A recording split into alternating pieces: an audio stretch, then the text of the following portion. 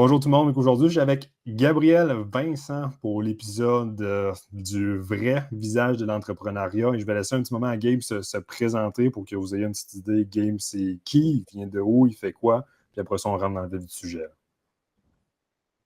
What's up, guys? Je suis Gabe, je suis entrepreneur québécois. J'ai 23 ans, puis I travel the world, je coach mes clients, puis j'impacte le monde. Je leur aide à construire des systèmes pour construire leurs réseaux sociaux dans des funnels de vente à partir de leur personal brand. Puis honnêtement, I couldn't ask to be in a better position than I am right now. Je suis grateful pour tout, je suis grateful pour l'opportunité que Tony m'offre en ce moment, de comme partager un peu plus de mon essence avec vous, puis d'avoir une discussion avec Tony aussi. Ouais, ben, merci beaucoup pour l'introduction, Gabe. C'est super aussi. Ça donne vraiment une idée de qui est Gabe et qui on écoute aussi. J'aime toujours avoir un petit peu plus d'envergure sur l'entrepreneur. Tu sais, Gabe, tu viens de où? Tu sais, où est-ce que tu étais avant de tomber vraiment dans « je suis un entrepreneur ». Dans l'entrepreneuriat, je veux dire, avant l'entrepreneuriat, j'étais comme le typique gars de party. J'ai invité tout le monde chez nous les fins de semaine. Je parle plus au secondaire. J'ai invité tout le monde chez nous les fins de semaine. Quasiment toutes les fins de semaine, ça se passait chez nous. Minimum 50 personnes, toujours une bonne ratio. Il y avait toujours plus de filles que de gars. Ça c'est important. C'est très, très important. Mais oui, c'était le fun. Je suis très rassembleur, puis je l'étais beaucoup à mon adolescence aussi. Puis pour moi, c'était comme tout le temps été un de mes number one values qui était apporté dans toutes les business, dans toutes les endeavors. C'est comme de rassembler le plus de monde possible. Un instant, il y a quelqu'un qui essaie de vendre des coconuts. Là. Je vais juste le laisser passer avant de continuer. Oui, c'est bon. Fait que c'est ça, j'étais comme le typique party guy. C'est sûr qu'il y a eu un changement, il y a eu un déclic, il y a eu un breaking point à un moment donné qui a fait en sorte que, OK, je lâche toutes les parties, je commence le bodybuilding, je commence l'entrepreneuriat. Et honnêtement, ça a été le COVID, puis un break-up. C'est le classique break-up, après ça, tu get jack. C'est le classic story. Fait que ça m'a apporté dans le monde d'entrepreneuriat parce que en faisant mes push-ups dans mon sol, en faisant mes pull-ups, en m'entraînant chaque jour, je me suis rendu compte à quel point c'était insane. Genre. Attends, c'est toute la famille au complet.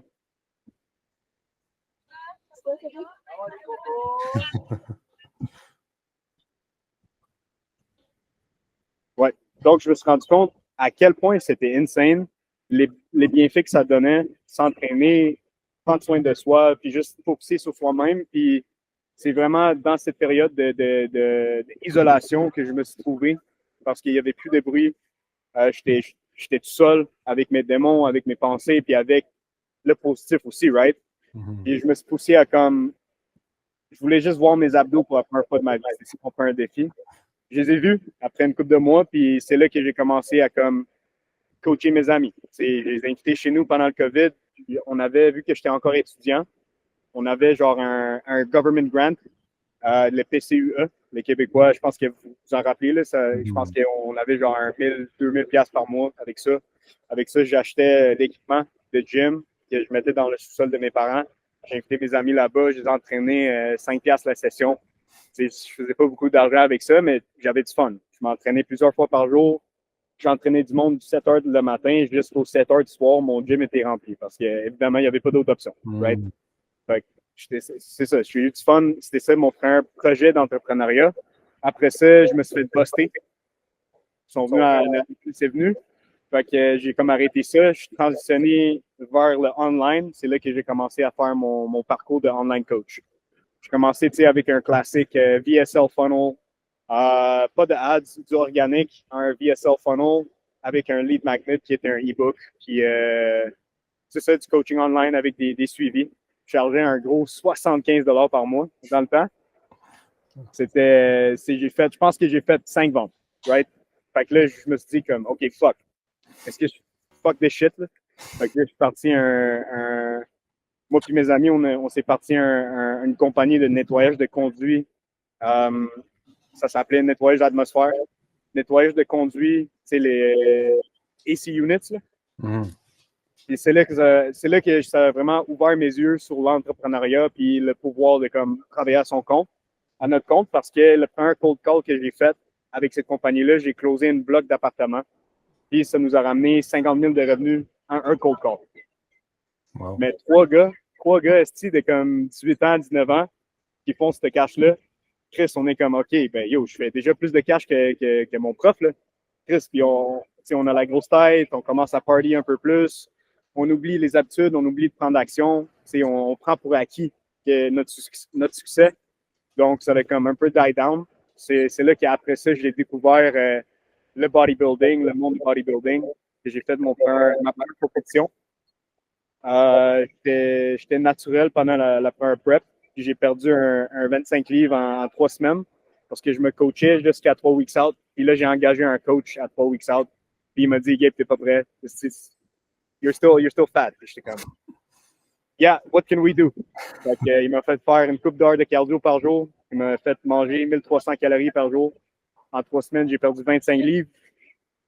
I look like shit, but at least I was, at least something was there. At least I was as lean as possible on stage. Puis c'est après ça que je suis tombé en amour avec le bodybuilding. Puis encore, j'étais encore en amour avec le monde de l'entrepreneuriat.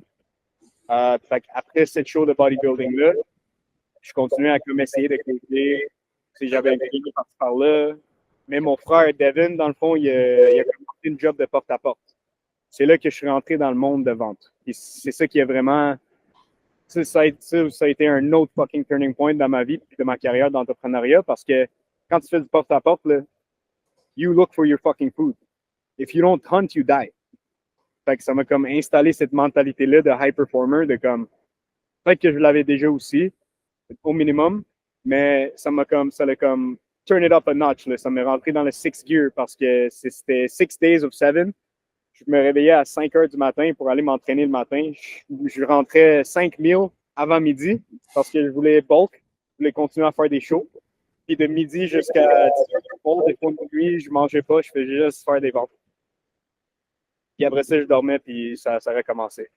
Après une couple de mois de ça, c'est là que j'ai commencé une agence de short form content pour les entrepreneurs qui voulaient exploser leur personal brand, qui voulaient faire du short form content. On vendait des paquets genre 15 vidéos, 30 vidéos, etc.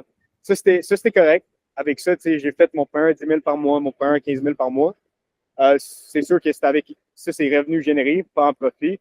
Mais quand même, c'était quand même un bon milestone pour moi. Puis c'était assez stable.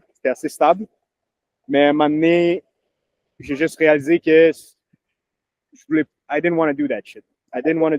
C'était comme, it was depressing. J'avais commencé avec un partner. Puis après 1 an, les partners, ils étaient partis. Puis après ça, c'est là que j'ai redécouvert le monde de coaching en ligne. Puis c'est là que j'ai commencé à aider du monde comme Coach Sim, Coach Lee, avec leur personal brand, en travaillant avec une équipe de vente, en bâtissant une équipe de vente pour leur entreprise de coaching. Fait qu'on s'occupait de tout le back-end. On closait des deals pour eux, puis eux autres, ils s'occupaient de comme être le coach puis être le contenu. Puis tu sais, d'ailleurs, Coach Sim, c'est encore mon client aujourd'hui. Ça fait un peu plus qu'1 an que je participe sur ce projet-là. En janvier l'année passée, j'ai vu que si on ramenait 10, 15 000, 20 000 par mois pour nos clients. What the fuck? J'ai recommencé à coacher moi aussi. J'avais commencé à coacher, puis c'est ça. Ça m'a pas pris longtemps de comme scaler. First month, j'ai fait 10 000, puis après ça m'a pas pris longtemps de scaler à comme 20, 30, 40K a month. Puis aujourd'hui, je suis à Tulum, puis je prends des calls en ce moment d'un beach club. C'est le fun. Ah, ben, je pense que c'est une superbe histoire aussi. Puis je pense que tu as été là pour saisir les opportunités, analyser les marchés. Tu as fait du cold-call, tu as fait du porte-à-porte, tu as été dans le coaching aussi. Puis, tu sais, je pense que tu as appris de toutes ces expériences-là qui t'a amené à trouver, je pense, un véhicule aujourd'hui que je pense que pas que tu as trouvé ta clé ou ta sauce, mais tu t'es niché et tu as trouvé ta spécialité dans un sens.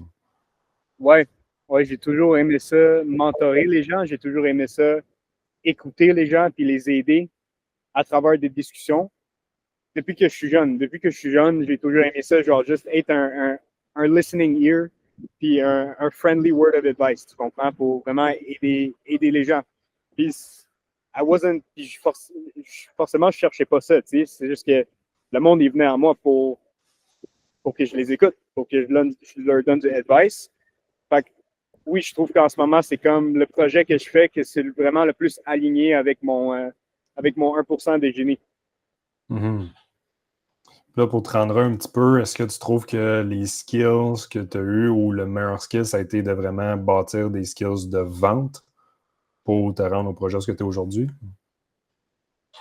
Je veux dire, c'est 50-50. C'est vente et création de contenu, je dirais. Parce que tu peux vendre, mais si tu sais vendre, c'est good. Tu vas être capable de te sustain. C'est le métier le plus. It's the oldest fucking métier in the world, right? Fait que tu vas être capable de te sustain, tu vas être capable de comme toujours faire, si tu es bon, moindrement bon, tu vas toujours être capable de faire un minimum de 5-10 000 par mois avec, si tu sais comment chercher des bons offres high ticket, puis si tu sais comment les vendre aussi, évidemment. Mais je dis que le vrai needle mover, c'est la création de contenu, puis le fait que j'ai commencé à poster du contenu il y a 5 ans, puis j'ai jamais arrêté. Parce que peu importe quel business que j'ai starté, there was always fucking clients. Il y avait tout le temps du monde qui me faisait confiance parce que je montrais le processus, je montrais mon journey, puis je montrais que j'étais juste moi-même devant la caméra, puis j'essayais d'être authentique, puis de montrer qu'est-ce que je faisais aux gens. J'étais comme, yo, OK, aujourd'hui, on filme des clients pour Create You. Okay, aujourd'hui, on mentor des clients pour The Coach's Corner. OK, aujourd'hui, je suis en train d'entraîner quelqu'un parce que j'étais PT back then. Puis, oh ouais, aujourd'hui, je cogne des portes. Est-ce que vous pensez que je vais faire une vente? Et tu sais, je faisais tout le temps, je rendais ça interactif pour mon audience. Fait que le monde qui me suit depuis day one sont comme, OK, shit, this guy has been through a lot and he's always been real. Fait que, ça fait une génération de leads qui est organique. Mais comme tu dis, l'autre 50%, c'est comme de les closer, d'être capable de les closer. Mm-hmm. Non, mais je pense que tu as amené un point important. Il y a beaucoup de gens qui se partent en business, même il y en a qui sont en business depuis très longtemps, mais ont peur de faire le premier move, de faire du contenu. Ils disent ah, j'ai peur que ce soit pas assez de qualité, je sais pas quoi dire, etc. Mais Gabe s'est pris puis il a fait exactement la base qui était de juste document. On sait que c'est important, mais c'est encore tellement négligé parce que les gens ont peur pour X raisons, mais de juste document your journey, ça vaut de l'or. 100%. 100%, 100%. 100%. C'est le plus gros chose qui est move the needle dans toutes les business que j'ai faites. C'est content is king parce que si tu poses pas de contenu, le monde, ils savent pas t'es qui. Puis ça, c'est probably one of the biggest issues que le monde ils ont en business. Ils n'ont pas de lead. Mais ça vient d'où? C'est le contenu. Oui, tu peux faire des ads, mais moi, je pense pas que des ads, ça peut supplémenter pour un shitty organic content.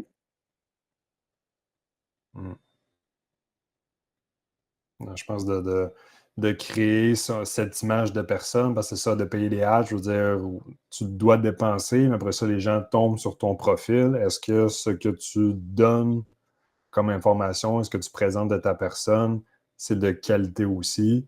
C'est là que ça fait la différence ou non. 100%. 100%.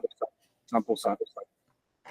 Là, j'aimerais peut-être, après ça, de dégainer un peu sur la business, parce qu'il y a beaucoup de coachs ou peut-être des entraîneurs qui vont nous écouter aussi. Puis, tu sais, qu'est-ce que Gabe fait exactement? On a parlé un petit peu avec Simon et Jesse aussi, mais ce que tu fais, c'est une mine d'or, personnellement, je trouve aussi. Puis ça vraiment vient rajouter du value aux entraîneurs. Beaucoup d'entraîneurs veulent entraîner des gens, mais après ça, ils ne savent pas comment s'y prendre. Comme tu as dit, c'est prenez en charge des entraîneurs pour tout ce qui est le back-end. 100%. 100%. C'est que j'ai comme mis sur pause cette offre-là de m'occuper de tous les back-ends des entraîneurs parce que ça, je me rendais compte, c'est que oui, il y avait du value dans ce package-là, mais ça faisait en sorte que les entraîneurs qu'on aidait, ils étaient plus genre entrepreneurs, ils étaient plus indépendants. Tu comprends? Ils dépendaient 100% sur nous pour des résultats.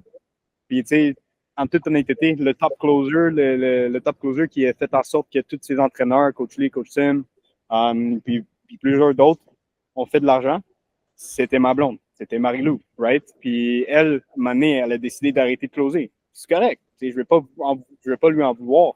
It's OK. Je suis capable de sustain pour nous deux. Puis ça a tout le temps été ma vision de comme, t'es ma femme, je vais provide for you, I'm going to take care of you.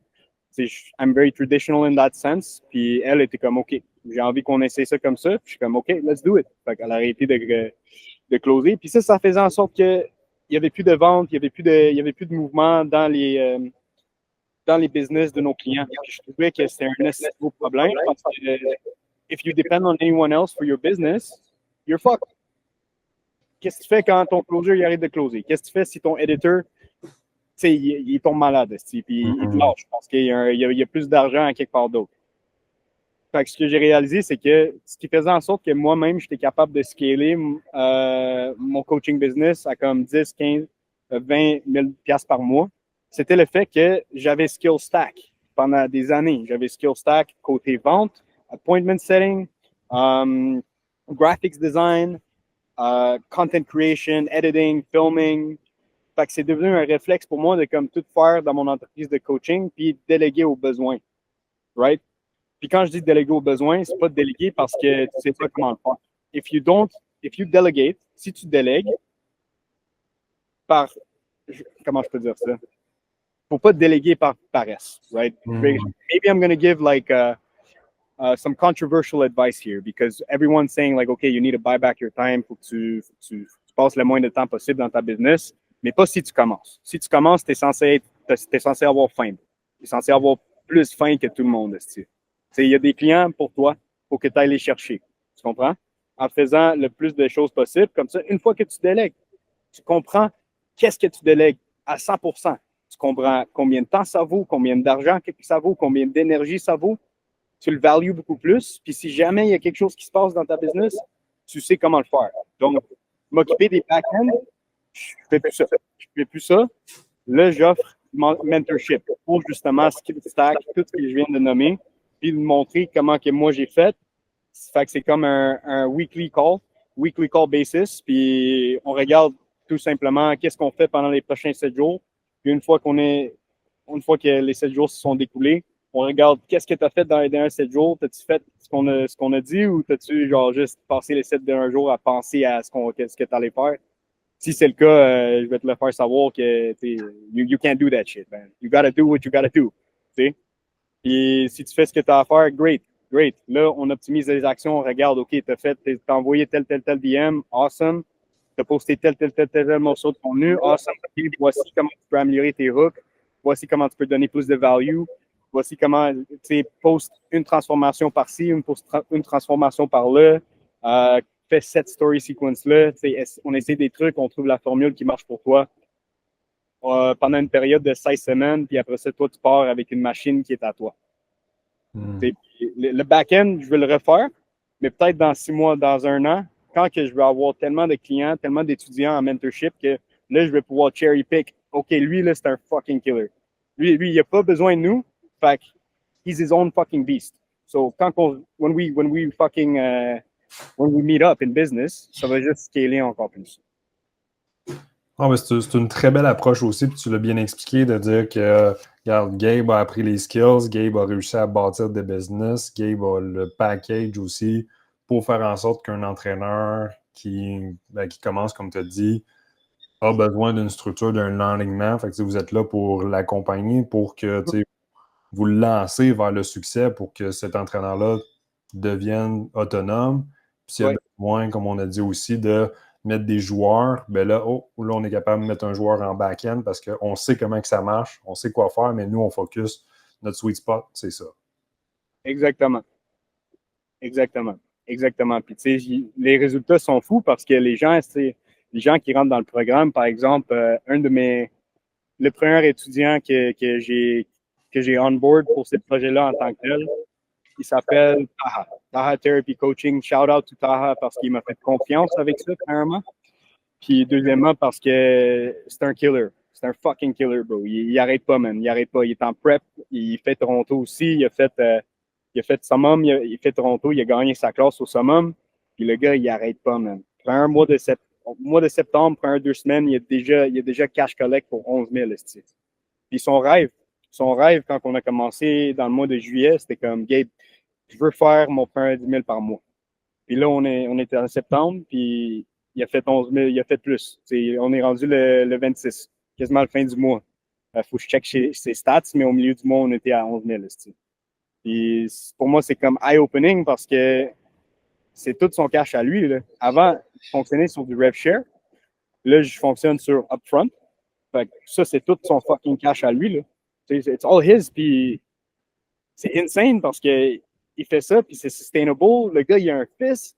Le gars, il a une femme. Il nourrit sa famille. Puis c'est des consultations qui rendent ça possible.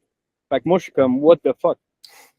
It's consultations. Puis il applique, puis c'est juste fire. Moi, j'aime juste cet impact-là. Je sais pas comment le décrire, mais pour moi, c'est comme much more gratifying pouvoir dire à quelqu'un, OK, voici comment faire ce truc-là.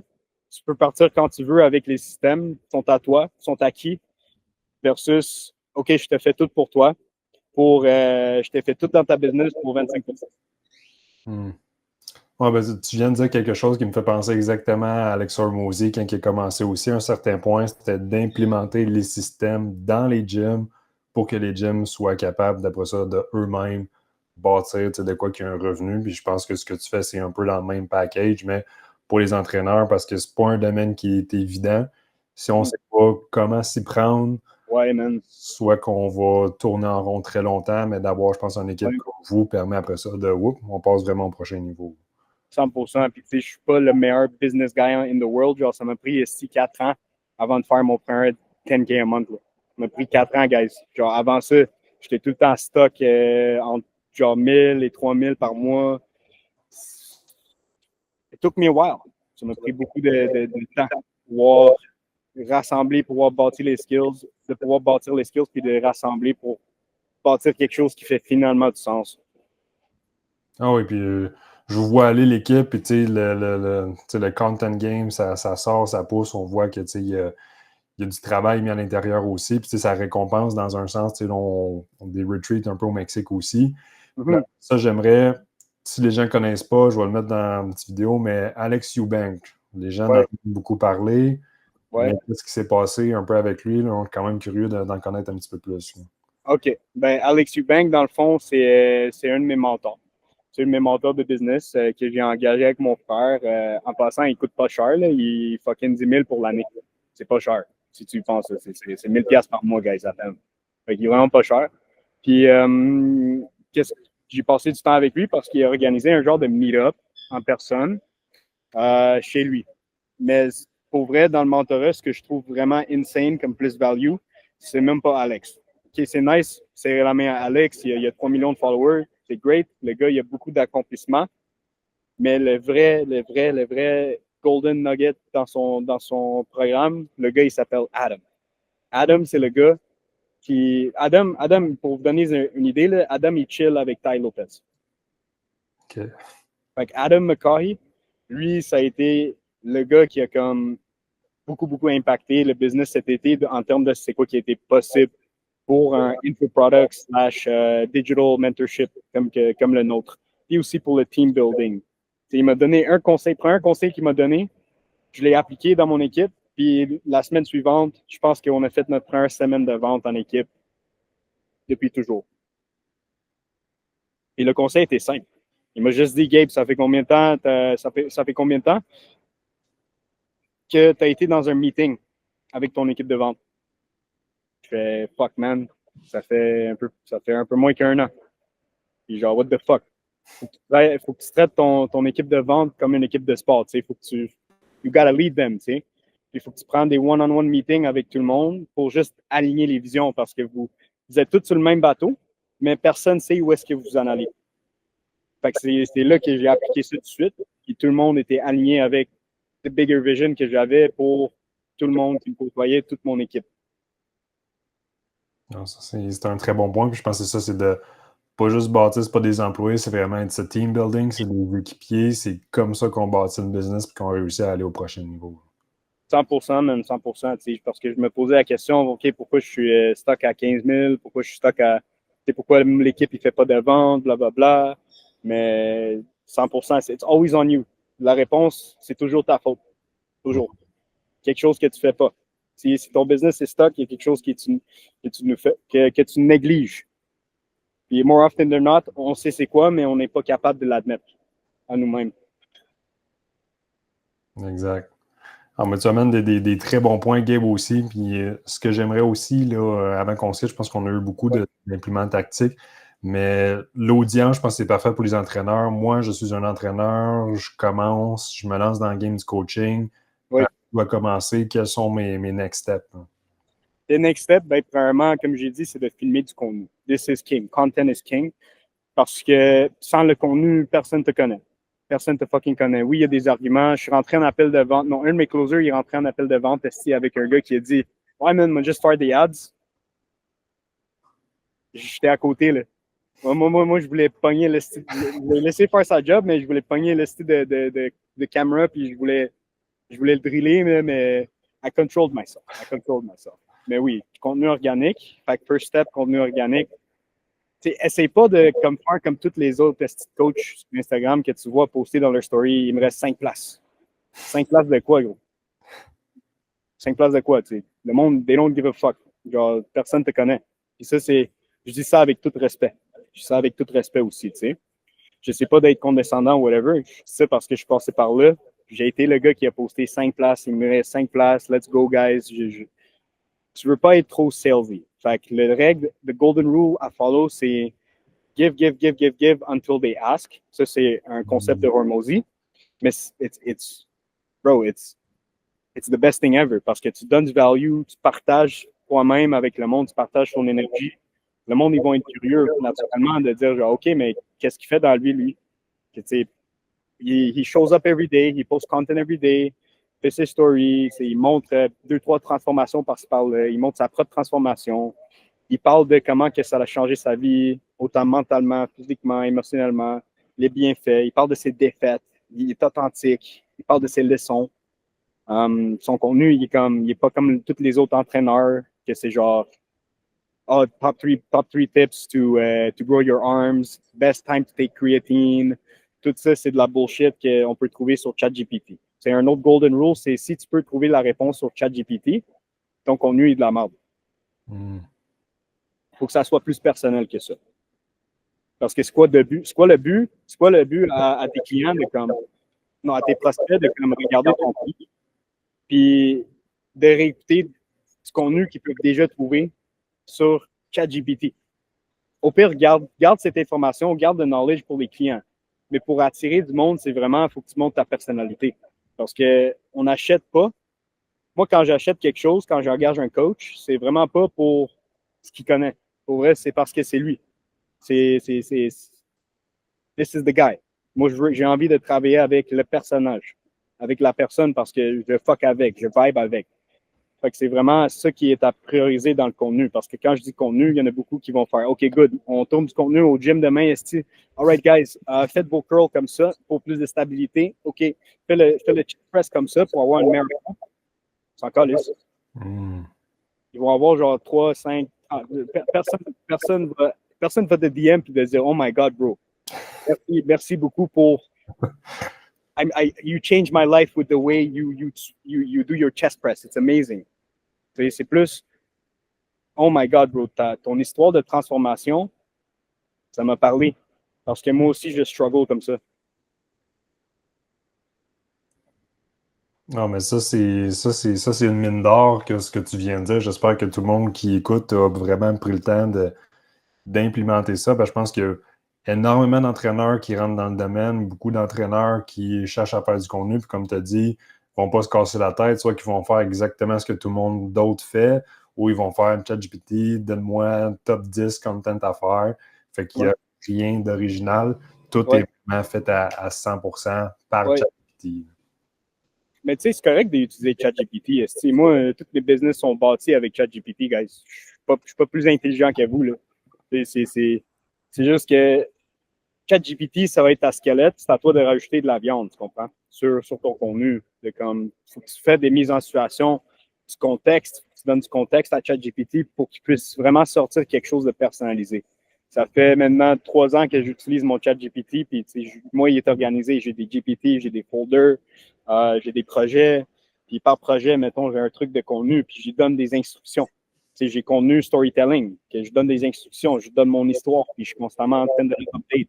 Fait que ça fait en sorte que quand je veux une idée de contenu, ça sort quelque chose de personnalisé. Mon vidéo sur les pays, sur comment j'ai move de pays quand j'étais très jeune, c'est 100% du chat GPT. Mais c'est juste qu'il est bien structuré. Exactement. Mon chat, il y a du contexte. Mon chat, il sait qui je suis parce que je lui parle comme si c'était mon ami. Ah, c'est bon, c'est d'utiliser les bons outils de la bonne façon aussi. Exactement. Exactement. Ah, Exactement. Puis, une fois que ça c'est fait, une fois que le monde ils ont une audience, une fois que le monde actually commence à te demander genre peux-tu me coacher?